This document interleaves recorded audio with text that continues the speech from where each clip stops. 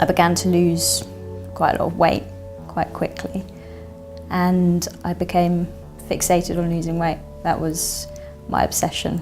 I would weigh myself 4 or 5 times a day. I'd get up in the middle of the night sometimes to weigh myself, and if I'd lost weight, then I was elated. If I'd put on weight, it would really ruin my day and change my mood.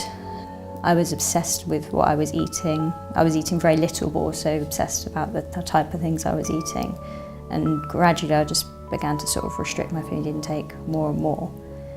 And also I was obsessed, addicted with exercise. Kind of at my worst, I was exercising up to 3 hours a day, if not more. And I couldn't go a day without exercise. It would be the first thing on my mind in the morning. If I hadn't exercised, then I would get very low in mood. And gradually things just started to get worse and worse.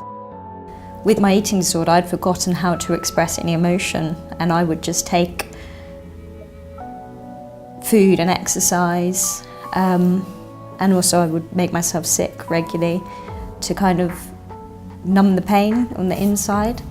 And I thought that that was a good coping strategy. And I thought that I was coping okay, but looking back, it was a sense of perceived control. And I was, in fact, being controlled by my eating disorder. I had no control over it at all. No, when I was at my lowest, I was severely, severely depressed. And there was times when I didn't want to be here. And I kind of thought that everyone felt the same as well. I thought that everyone thought it would be better if I wasn't around or didn't exist. And there were some really dark moments. So kind of through the help of my family and my friends, I decided to seek some help, which was difficult. It was the most difficult thing I've ever done, to kind of admit that I needed someone to help me, basically. I couldn't do it by myself. And in my first therapy session, I was very anxious, very scared. Also felt a sense of shame as well. I was slightly embarrassed, I think.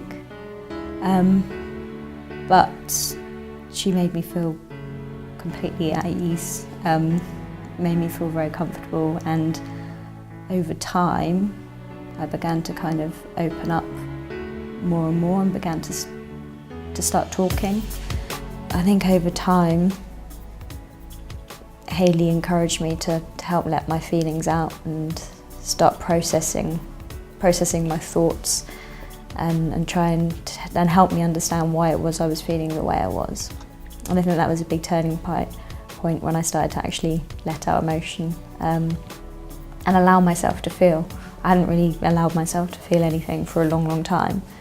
And I was using destructive behaviours like exercise, binging, purging, restricting, all of those things to kind of numb any pain, really. And they were my coping strategies. But I think through therapy, I learned other ways of coping and other ways of dealing with emotions, which helped me regain my hope, I think. And I think that was a big part of it, because I think I'd lost my hope when I first started therapy. I didn't really see a way out. But it was up and down. I had my good and my bad days, but I think that's part of recovery. It's never going to be straightforward. You're going to have up and down days, but what's important is you keep fighting. I think that's what I did. And it's amazing to say now that I'm in a completely different space, like a space that I never thought I would ever be in. I'm happy, I have a relationship, and I'm no longer controlled by food or exercise. And I'm living my life again.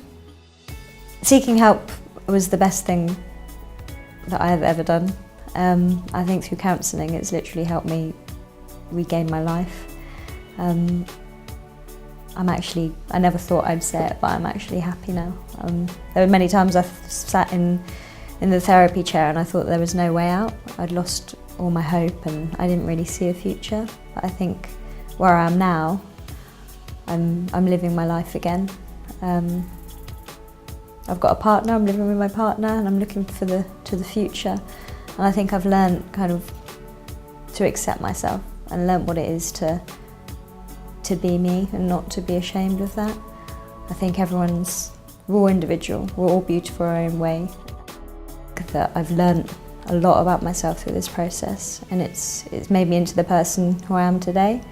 I don't regret anything. It's been hard work, but it's been worth it, and I think I've learnt that there's no shame in reaching out for help.